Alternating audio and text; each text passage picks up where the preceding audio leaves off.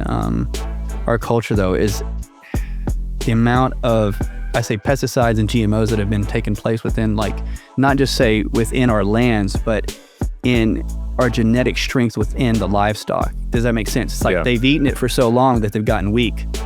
And now it's like when the tissue gets really weak, it makes it more susceptible to the parasites. Really? Okay, guys, Chris Motley back in business, man. We're in Nashville. In Nashville, man, back in my hometown, my neck of the woods, man. Do you come here often? Because of you, yeah. I'm here like 2-3 times a year now. You know, it's always a good time with you. Oh, man, you too, brother, you too. Like, I mean, I always think there's like a similarity between here and Vegas, though. It's pretty similar. A lot of good young energy. Yeah. Yeah. Was it Nashville where the average age is 30? Some town I heard about. It has grown so much. I remember before in this area, back about 20 years ago, there was nothing here. There's like no growth or anything. So yeah. Vegas, though, is exploding. Vegas and Nashville, yeah. Everyone's leaving Cali, dude. Everybody is. Is that like, is Vegas like the new Los Angeles? It's hard to find real estate in Vegas right now. Really? Houses are scarce, yeah. Well, plus the interest rates are so high. Yeah. And Hollywood's moving there. Mark Wahlberg's building a studio there. He is? Yeah. Wow. What about like taxes? Are taxes pretty good? Still no tax. Oh. No state tax. Yeah. That's nice. You guys have no state tax here, right? No state tax. No. That's awesome. A lot of people move here. I see there's a lot of people that come in from California, like especially like down near the office. There's a ton of people from California. Yeah. Everybody's literally, people that moved in out of 15, it'll be like 12, 13 are from California. So damn.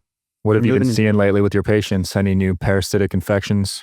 One of the biggest things, though, yes, is quite a bit of like, they call them protozoa parasites, but what you're seeing is a lot of parasitic infections that come in through, definitely through tap water and through lakes and rivers. As controversial and as unpopular as for me to say that, for instance, I had a patient that came in and he went down to Costa Rica. Yeah. And it was in the evening time and he took his family there and they went down the slide. His kids want to go down the slide. He says, "Hey, we don't have enough time. I want you guys to go to bed. We just got here. We'll come in the morning and do it." So they go down the slide. He says, "Man, I had the water shooting up my face. I get all this stuff in my eyes." He says, "The kids all going to the bottom pool. We're just dunked in the water." He says he sees a friend the next day and he says, "Hey, I'm glad that, that they had the signs out." And he's like, "What signs are you talking about?" And apparently he says there's a brain-eating parasite that's been in the water sources. Whoa. And don't put your head underneath the water. Oh my gosh. And so they were all like a little scared. And so they were like trying to get testing done to say, well, my brain still feels okay. But even though that seems like just a story to be heard, there's a lot of cases where people come in and literally have come in and they had bloating. They said, "Oh, I've got bloating. Literally, that makes me look like I'm pregnant." And then I'll do some investigation. And it's not me being smart and finding everything. But what you would find is that person spent a lot of time like in the lakes and rivers. And they say, "Oh yeah, I went out and I swam quite a bit, swallowed a little bit of water," and it all happened after that. Wow. A lot of it like that, man. That's crazy. Yeah. As a child, I used to love going in the rivers and the streams and lakes. Kind of sucks knowing what we know now. Oh, and if you read like city reports, a lot of city reports will be inundated with what they find in the city water. And there'll be cities that says that we have high amounts of Giardia, like parasites in our water, and they never tell you. And in fact, when they do test water, they won't test for like the roundworms, the actual adults. They only test for the cysts. Really? So you're not going to get the full report. So you could be drinking water and they think, well, I have a filter on my refrigerator and that should be good enough. But when we're talking about cysts and some worms, they're microns small. Like you're not going to catch them in your filter. Wow. And they'll just be floating around. So it's nasty. As negative as that sounds, man, there is like, we'll find quite a bit of individuals that say that. That's the number one complaint. Like, I feel like I'm pregnant. They'll bloat up or after they drink water. Clear sign you have parasites. Damn. What about the ocean? Is that safe to go in? I've never had too many instances. I had one patient that went into the ocean and after he went on where was that? It was on the near 30A, I believe. But he found, he was walking and he cut his foot. And he had a small worm that went up into his foot. And it was, you could see it on the inside of his leg. And he said he felt it move all the time. And so his mom would say, "Don't worry about it, just let it die off." But there's reports of that type of worm. And when you study it more, that individual had horrible muscle issues, almost like ALS stuff. But they found out that type of worm actually lays thousands of eggs. Oh my gosh. I'm not, but when I saw it, I was like, did you get that removed? Because you could see the trail on the leg. Never got it removed. Jeez. And it'll come into your feet. And that's how most parasites get into your body, though. Through the feet? Yeah. And that's why whenever you have like individuals, again, I'm all about being outdoors, loving nature, doing things outside, but a lot of your parasites are in the dirt. Wow. And they say to ground, but at the same time, that's right. they don't tell you about the parasites right underneath you. That's exactly right. Like everybody's like, you need to go out and ground and put your feet in the dirt. And I think it's great. And I think you should ground, but be mindful of the area you're in when you're grounding. I had a little guy, great little patient, and his mom uses this homeopathic. So he had issues with stutter. Like he wasn't talking yet, but he had a little bit of a stutter. And we were finding out that every time he would have nightmares, he was having like these explosive diarrhea and he was wetting the bed. And he's only not even 2 years old. And I examined him and I was pretty certain. I was like, he has parasites pretty heavily. We could go get a blood test or we could get a stool sample. So they were looking into stool, nothing. And then we found like we did homeopathic treatments, like little homeopathic, some herbals. And this little guy, man, I mean, he's not even 2 years old. He was in his diaper, 30, 40 flukes, like large flukes coming out in his diaper. Oh my God. And it was happening for weeks on end. So it wasn't like he was just, basically saying, oh, like it's just a happenstance thing. It was happening all the time, like for about 2 weeks. And you'll see things like this, like our parasites actually can grow for long rates and for fast rates, actually. So those are my stories. I have quite a bit more, but I don't want anybody to think I'm like anti-lake or anti-ground or anything like that. No, that's insane, man. Was that the worst case you've seen, that little 2-year-old? That was one of the worst. That was a pretty harsh one. One of the worst I personally seen was a patient who had a really bad case of strep. And what that means is people can be silent carriers of strep. And so for anybody out there that's had strep and they've always had like reoccurring strep throat, I'm not saying parasites caused it, but this young man, whenever I would test him to get some testing done, we found it, we started treating it with herbals and cold laser. And we started to use different herbs for the strep. Now, some of them were herbs that could kill off bacteria and viruses, but some of them went into parasites. And one of the worst cases was his mom brought a picture, and when he had used the restroom, it looked like a whole web or wiring of like parasites, like in this, like a ball. It looked like somebody took a tree root and stuck it in his underwear. And it was still, the worms were really large. So anybody that saw it would look at it and say that's definitely worms. That was probably one of the worst. But the kicker was this: the kid had eczema all over. And when that came out, his eczema went away. Really? Yeah. So that means a lot of eczema is linked to parasites. It definitely can be. I don't say that it's the actual cause, but I would say it's a very big link. So any individual has like eczema, a lot of psoriasis, you're usually looking at people that have lots of candida yeast or parasites in their digestive tract. Wow. Yeah. What about acne? Acne, definitely. It depends on the placement of acne on the body. So if you look at the face, this is what I suggest is get a Chinese facial reading map. Look at where your acne's at. Identify the organ. According to the face, that's probably where you're going to have parasites or yeast. Pretty much. Yeah, it's fascinating how much of the body is tied together. Like you could do that with your teeth, with your eyes. Oh, and that's what we do in Chinese medicine. When people do like any type of virtual or any type of call with me, you always find out what tooth is the one that gives you the most problem, which one keeps having a cavity, which tooth keeps having gums that bleed around it, any receding gum like on one tooth or two teeth. And if you keep having some cavities like in the jawbone, like a cavitation, you identify the organ with that, and that's usually where you'll find parasites. Damn.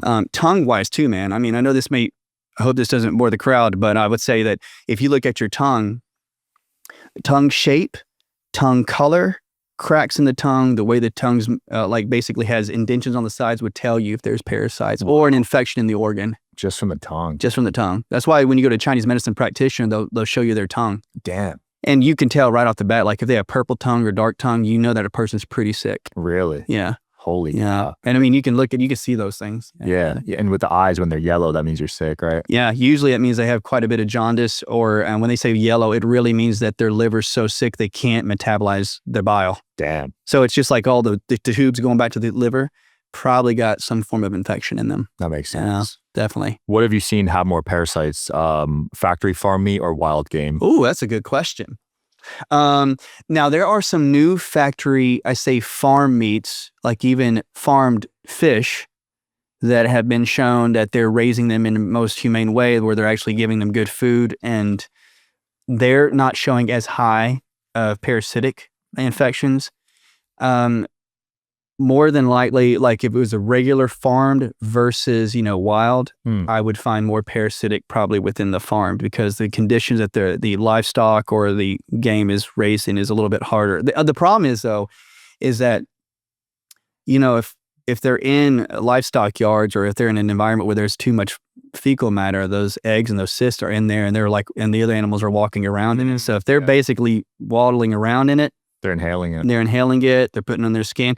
And what I've forgotten too, and I think many individuals out there, is that parasites love to go through your skin. Most people think you just get it through what you eat or what that you drink, but a lot of it goes right through the skin. Wow. And it'll go right through the skin of an animal. And so I would say mostly farmed. And I think that now they're trying to say that there's new regulations, but you have to be really careful the regulations about what's farmed and what's, basically live.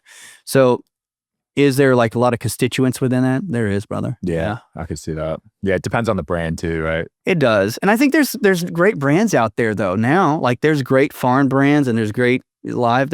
Everybody that has an idea of how to make it better is coming out with it, I would say. The only problem we're having though is, I don't say the only, and there's many other problems. I think with parasitic infections though, especially within our culture though, is the amount of, I say, pesticides and GMOs that have been taking place within, like, not just say within our lands, but in our genetic strength within the livestock. Does that make sense? It's like they've eaten it for so long that they've gotten weak. And now it's like when the tissue gets really weak, it makes it more susceptible to the parasites. Really? Yeah. Wow. Yeah. So how common are parasites in like cows and regular animals? Very, very. The thing that what gets me is that the tissue, like within the muscles, it depends on how thick the muscle is within the certain area of the body of the cow. That's where the parasites would love to go first, because they always love proteins. They love the vitamins. They love the sugars. So they'll go to the joints of the animal, and they'll go to like the tissues where it's the thickest meat. And so depending on what they feed the cows, what would make the cow not have parasites, you would have to go back in the 1960s where they fed them actual really good minerals. They covered basically their feed with really good mineral powder. And now what they were doing is they were trying to cut back on how much they had to spend on livestock feed. Right. And so when that happened, you started seeing the cows get sicker. Yeah, because they give them GMO corn now. Barely any of them are grass-fed anymore. Barely. And the corn basically gives them diabetes. Damn. And so that's when they say we marble them. It's like, well, we're giving them diabetes, basically, to have like really soft, juicy meat, but I mean, but I would say this though, anybody that's out there that is livestock and knows probably has a lot more information on that, but that's what I think essentially is happening. Yeah. Do you think humans are over-sanitized right now? I think they are, brother. I think that the one thing that you see back in the hand sanitization days, like the old story where I believe it was a nurse, and she was trying to figure out a way to not have to wash her hands so many times in a day. So she found like we had to put alcohol in a gel. And in some ways, I think it can work. I'll tell you a quick story though. I got a biology degree in my undergrad, and that was one of the first experiments we did. We literally had to go to every nasty thing that we could find and swab it. Yeah. So we went and we went to public toilets. We went to computer labs. Remember back in the day, the computer labs? Yeah. We went there. We went to doorknobs. We went everywhere we could find, and then we cultured them. And surprisingly, the computer lab was the dirtiest. Really? Even from a toilet seat. Wow, the keyboard? The keyboard was the dirtiest. And then we would grow, and you would find everything that would find. You'd find fungal stuff, you'd find bacteria, and you found like certain forms of like even yeast on these areas. Huh. But when we started using like, sanitizers, we put everything on them. Now, if they've changed, probably, I mean, back in the day, they probably changed. But we found out that when we left the sanitizer on the sample, we had to leave it on more than 48 hours for it to make a change. Damn. So you had to leave it on there for 48 hours. So it says 99% reduction if you leave it on there for a long time. If you do it real quick, it's not going to kill the bacteria. And they don't tell you that part. They won't. They in the lab testing, they're not going to do it. Maybe they changed, but now they're finding, they talk about MRSA, how like staph that's really resistant to antibiotics. If you have a bacteria that can be resistant to an actual antibiotic, your disinfectant better be pretty strong to break through the shell of that bacteria. That's what I've seen. So are we over-sanitized? Yes. And I hope this, like, the one thing that I'm really concerned about, though, is what you see is, you've had the people on the podcast, they talk about having good probiotics in their gut. Yeah. But a lot of the good biotic flora is on your skin. So what it does is it produces enzymes. It helps protect you from I don't say the harmful rays of the sun, but it helps you with sun metabolism. And it also helps you with like fighting off infection. But what happens is when you put a sanitizer on there, you disrupt the biome on your skin. Right. And what happens if you start killing it off, you allow, actually, in my opinion, probably there's some space for other infections to get in the body if you kill off the biome. So the hardest thing is, I think there's some reports that I've read that may confirm this, but I've seen it in the practice, is that individuals who are over-sanitizing, if you keep injuring the biome on the hands, a lot of the bacteria will go inward. Wow. Okay, so what happens is you'll find individuals not only have staph in their, like, basically staph aureus, which is like a staph on the skin, but why would you find it in really high amounts, extremely high amounts in the nasal area or in the digestive tract? It's a natural part of your body in some ways, but what happens is it moves inward. And then when you eat your regular sugars and such, they metabolize it.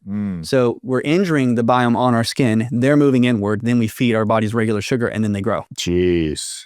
And so that's the other flip side of like using sanitization. Now, I'm not saying it's bad to do it. Please don't take that from this. But I would say using it all the time is you really need to make sure that you can use a product that would actually feed the biome and take care of the biome and take care of the internal biome. That's good to know. Yeah, because people use all sorts of stuff on their skin, man. Lotion, body wash. Body wash. I think it's really great. Like calendula and olive oil. I've seen people that just use basic olive oil and some castor oil to like clean their skin. And there's some products out there that's all I use is stuff that's olive oil based. Yeah, I use Dr. Bronner's. Yeah. That's a pretty good one. It really is good though, isn't it?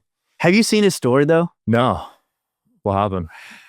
I don't know all the story, but on the bottle, okay, so I know this is like a sidetrack, but on the bottle it has all this verbiage on there. Yeah. And I think that the experts would come talk about it. But Dr. Bronner, he developed this product, and I'm not saying he had, I don't want to use this, it may sound harsh. I think he had some mental, dysfunction, or maybe he was getting older, but he would repeat things over and over again, and they showed him, and he was saying these words, and maybe he was getting downloads. I don't know. But he would write them on what he was saying on the bottle. So he had different verbiage on there, and so his family took over and started creating this product. Really? Yeah. And I don't want to say that he had dysfunction. I just didn't know if it was or not because there's a documentary on it. Wow, I need to look into that. Look into it. It's really interesting. And maybe I have it wrong, but it was really, really cool though. Yeah, that's nuts. Yeah, just be mindful of what you're putting on your skin, I guess, with sunscreen and shampoo and conditioner. Oh my man, it's like if you put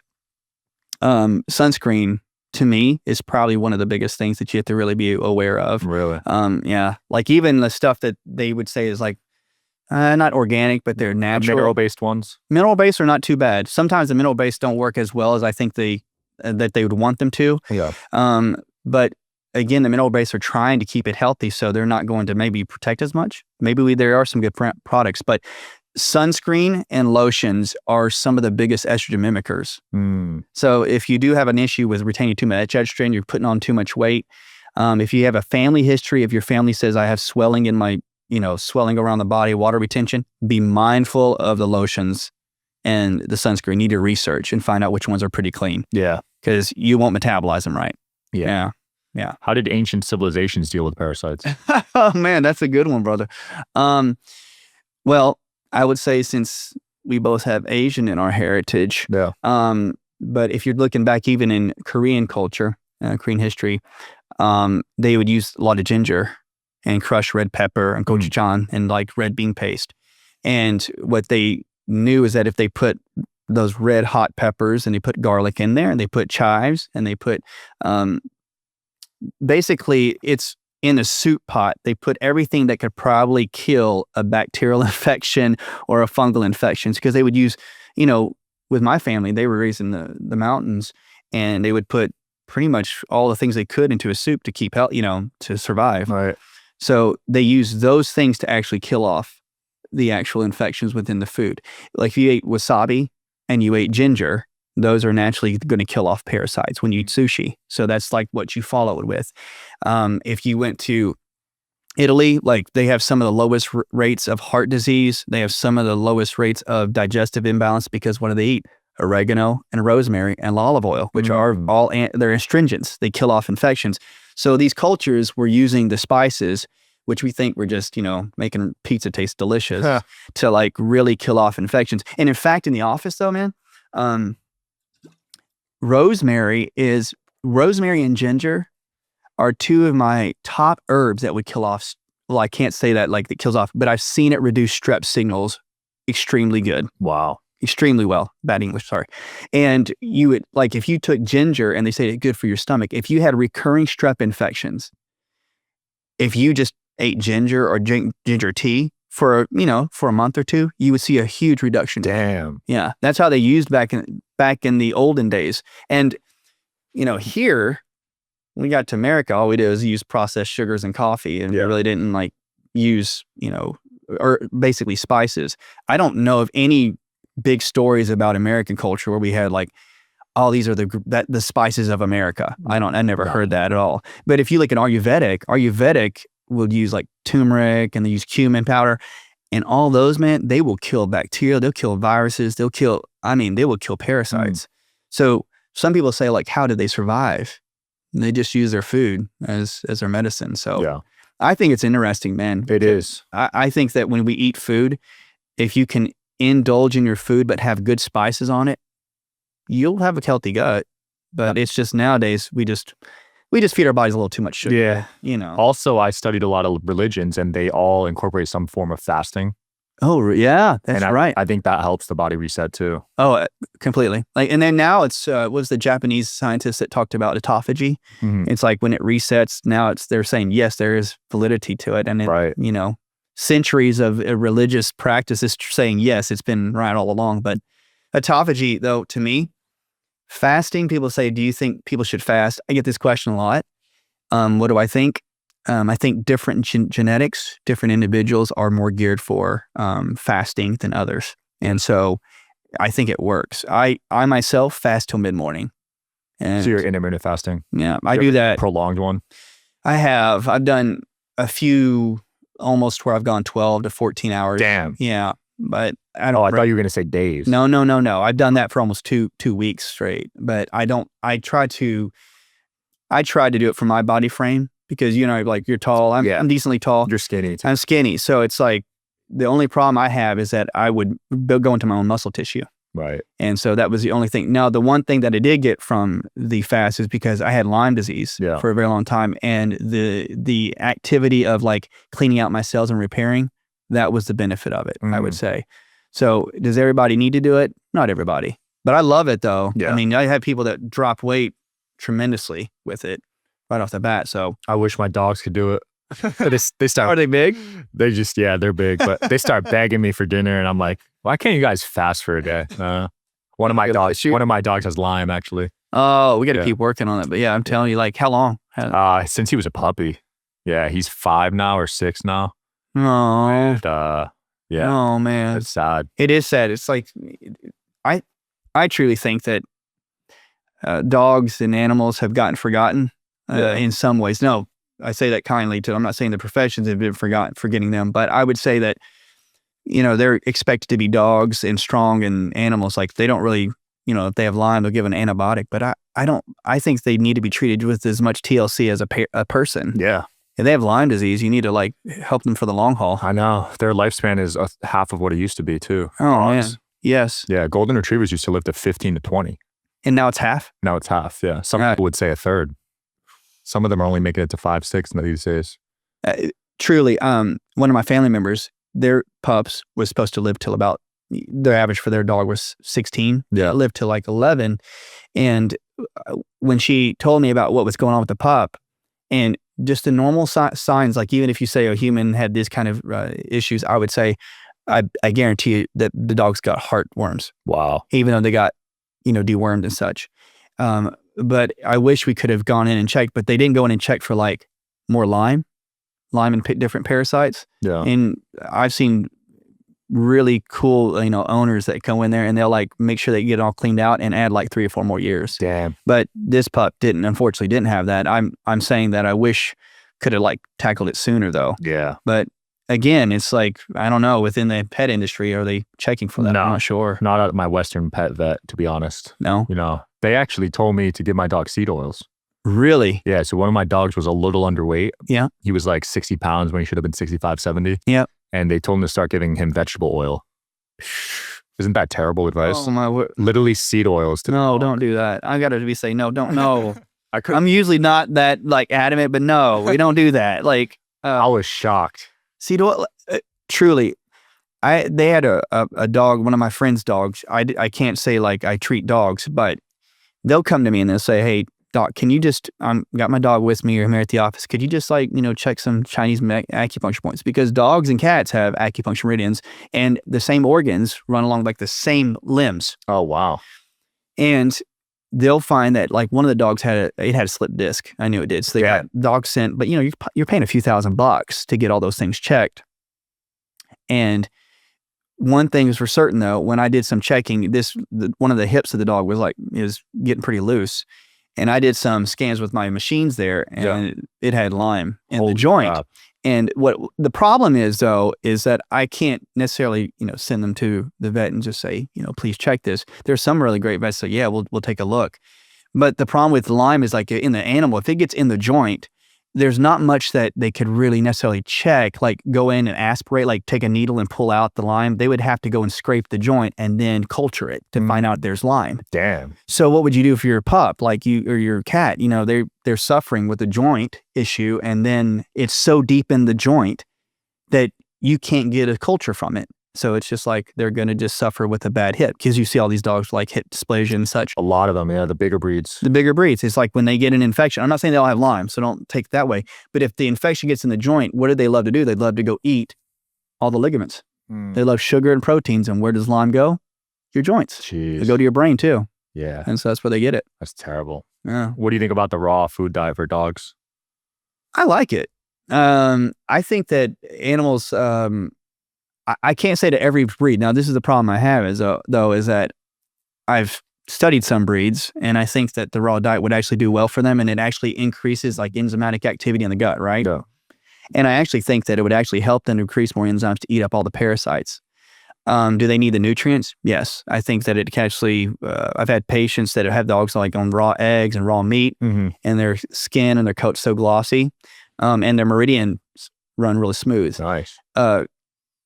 I don't know, man. You must know more about this than I do. But when you talk about like processed foods, I've had patients not bring their dog in, but they had their dog with them, and on the regular diet, I'm telling you, you could tell that they just are not feeling too good. Yeah, my first few years I was on the regular kibble diet. That's what everyone tells you to take, and then we switched to raw, and their skin is way better. Oh, and truly, they'll say when a dog gets older, that they'll smell, especially when the dog gets rained on, that their skin smells. But what is the biggest organ that all the yeast and all the fungus is going to come out? Through their skin and through their fur. And it's shown that like there's fungal and yeast small spores on their fur. And if you are cuddling with your dog, you're going to get them on you. Oh, wow. And they're going to get into you. That's not like nothing against pets. But if it is on there, and they'll say that when they do a raw diet, they've done tests on them and they've shown that very high reduction in yeast and fungal that's coming through the skin. That's why they smell better. Yeah. That's crazy. Isn't it crazy? It's like literally, you can't deny that when your favorite pet and they look good and their coat's well, you're like, whatever I'm feeding is working. Yeah. But unfortunately, as humans, we don't take that into account. Like some of us are like, our skin looks bad. Well, you probably shouldn't eat that sugar, Yeah. Yeah. They just give you some cream or some terrible supplement to take. Oh, and it's getting to a point where we try to use cover up basically. No, but to me, anyone that comes in the office and let's say it's like a skin issue, like you said, eczema or any type of acne, I would say this, or even hair or hair loss. One of the greatest things that you can do is just please check into candida or yeast or fungus that's growing in your body. If you clean the basic amounts of that out of your body with some of the biofilms that it creates, all the mucus, you will see a tremendous glow in your skin and your hair. Like you ever see individually, they call it cradle cap in kids, where they get this thickening derm like on the skin, on the scalp, and they'll scratch it and it'll be like thick and they'll say, oh, it smells too. That's all yeast. Wow. All fungal. I never even thought hair loss could be a parasite thing. Hair loss can be associated with, could be associated with bladder issues and gallbladder issues in Chinese medicine, because like the bladder meridian will start right here between your eyes. Yeah.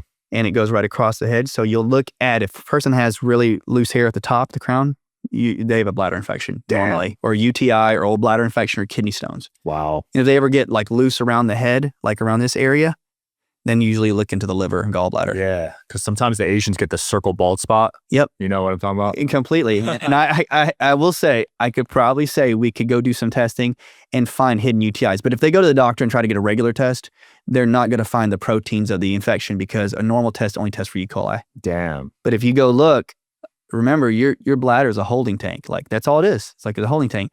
And you have different kinds of bacteria and parasites and such in there. Yeah. Dude, you blew my mind earlier that you said through sweat, parasites can leave your skin.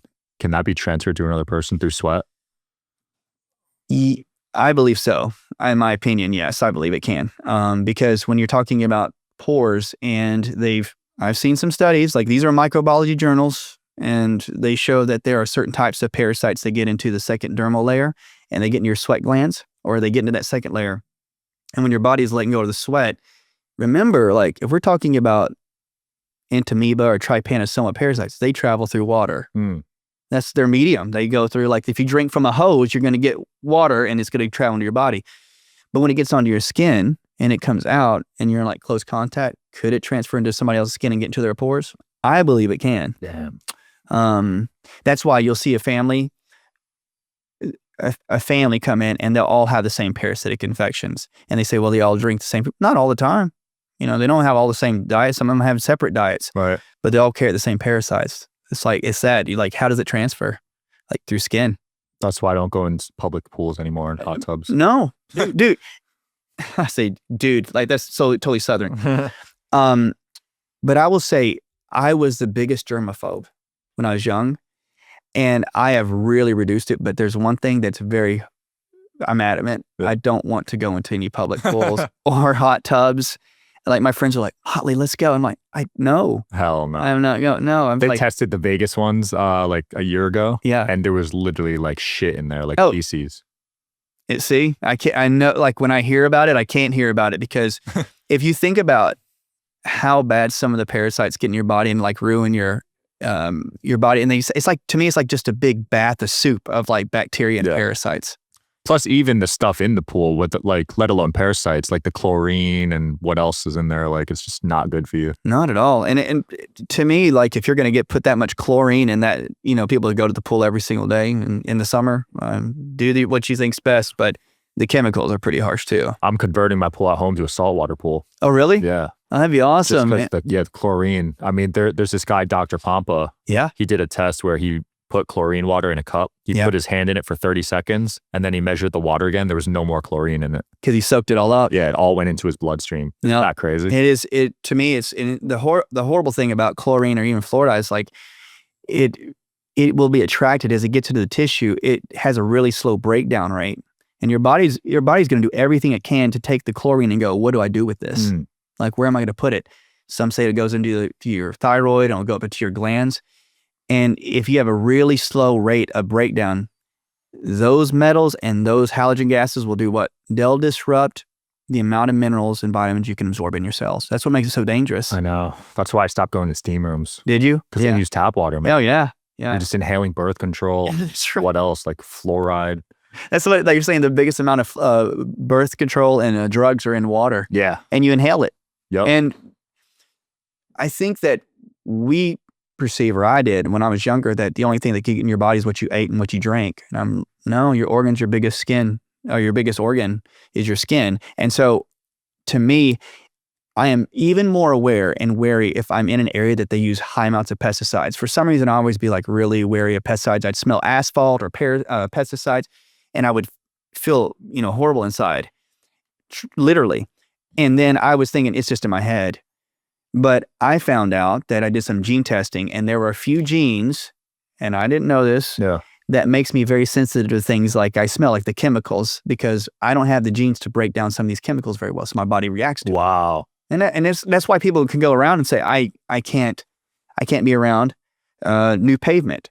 I can't smell such and such. It's like, because your genes can't process that. Right. Yeah, tar, right? It is. Tar is like, it's literally like it stays in your body. So, damn. So what does your body do? You would think that your body would take that and put it into your lungs, and somehow you could hack it back up and spit it back out. But once it gets lodged in there and you don't have the enzymes to break it down, what does your body do? It goes, well, I don't have anything to break it down.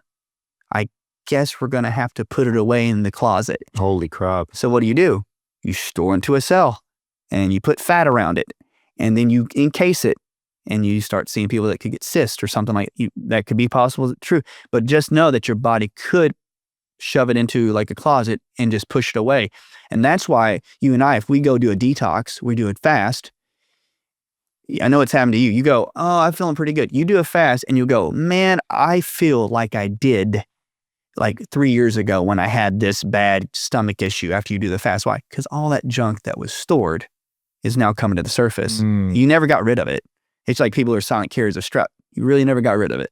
Wow. And the body's such a great adapter, though. That's what I'm saying. It's the beauty of the body. I'm not saying to be negative. I'm saying your body is working its best. So, yeah. Yeah, that's crazy. What's the longest tapeworm you've seen? Personally? Yeah. Records 6 feet 2 inches. Dude, that's my height. Holy crap. 6 feet 2 inches. That's insane. Yeah. And that Pulled it out the throat, or? Oh, no. That was like through the rectal area. And I had the one that came through the throat. Personally, no, that was only like, there was an 8-inch one that came through. I had a friend that found one that came out through the nose, another colleague. Oh my gosh. It was 4 inches. Jeez. A worm that came out. Kim Rogers, you see that one she just put out? No, I didn't see it. She said that they found one. It was in Thailand, 52 feet. No. How? They showed it, and it was wrapped back and forth. Show Kim, I was like, because one of my buddies was a med student at Purdue. Yeah. Went to pre-med. And, people make jokes about worms. And he was saying something about his microbiology class. He said something about worms. And my brother, because I was skinny, my brother used to always tell me that I have tapeworms. And he was just like, whatever, man. And he goes, oh, no, it's a real thing. And I was like, what? He goes, oh, yeah. He goes, they would do trips to like different African regions where they would deworm. And he said it was average where these young kids who were infected they would pull out worms, and they would say they'd be over 9 foot long. Holy crap. And where they would deworm them, and there would be like a pile of worms where they would just deworm them. That's in Africa? In Africa, they would do like villages to go in and help them clean them up. So it's in the water there? Oh, yeah. Damn. I mean, if it's in the water, like, and it's in mosquitoes transfer it too. They don't usually transfer like worms. Mosquitoes don't. They'll transfer like protozoa parasites mostly. But, anytime they eat like uncooked, seafood or uncooked meats that have it, it'll get inside. Yeah. I had to tone it back on sushi, man. I love sushi. Oh, man. It just freaks me out now. Oh, it's in our blood, man. It's like, I love sushi. Like I was raised on sushi, and then now I see some of the reports about how many eggs are in like small square inches of fish. Yeah. But it makes me sad. But see, that's why you'd eat the wasabi and the ginger to kill it. Right. And you dip it, so it's like, it kills it. But I know I've been in this for about over 20 years, and I'm just saying, it's once you get some different parasites, it's hard to get rid of them. So I just don't even want to chance it. Yeah. That's how I am. Have you seen different cultures have a higher chance of parasite infections based off their diet? Yeah. Yeah. I mean, but I will say this only because I've been here for so long. I would say, I have seen individuals that do a lot of sushi. Yeah. Have more parasites than people who don't. That makes sense. And that makes sense on that. I do also see that individuals, the other flip side was in American culture, Shout out to all the farmers. You know, I support you. I'm all about it. But I've seen a lot of farmers that have had like a lot of parasites working in the dirt, working livestock, especially kids that were farm kids. Love them. They're my patients. One of the things is that literally anytime I have found an individual that had lots of parasites, like extreme amount, like anything I checked and we got tested, the first thing I would ask is, were you raised on a farm or were you like in a livestock area? And I'm going to tell you, 8 times out of 10, they were usually, yes, we were raised on a cattle farm, we were raised in milk farms, which is great. But they said, oh, we would go run in the paddies or run in the pastures and we would just let our feet just hit the paddies like in their fecal. And then they would say some of them would go swim in the water, the ponds that the cows would go drink in and bathe in. So they would just go swim in them. Yeah. And you think how much fecal matter's in there and they're swimming and it's getting in their ears and getting up their nose. So to me, that's the culture. Like I've seen that a lot, quite a bit. Wow. I didn't even think about it. Farmers. Yeah. Yeah. Damn. There's some cultures I've seen very little. Some that I've seen that the least was, I would say like even in my mom's culture, I mean, even when there's some sushi, I can see there's higher parasites, but any culture that has a lot of the spices. Yeah. India. You don't, there's times where I've had those individuals, like I can't really find too much because your food has so much good spices. Right. So we're just eating super spicy food all the time. I love super spicy food, but I think as I get older, man, the spice gets a little bit worn down. But absolutely. And again, I'm not saying this to be scary about parasites. I'm like, just be smart about it. Yeah. Well, Chris, it's been awesome, man. Where can people find you? Find me at Dr. Motley, all spelled out, and on Instagram and, the website and also on Facebook. But man, I'm just glad to get you in town, man. It's good to see you, man. About to grab a nice dinner together. Let's do it, man. It's good. Check them out, guys.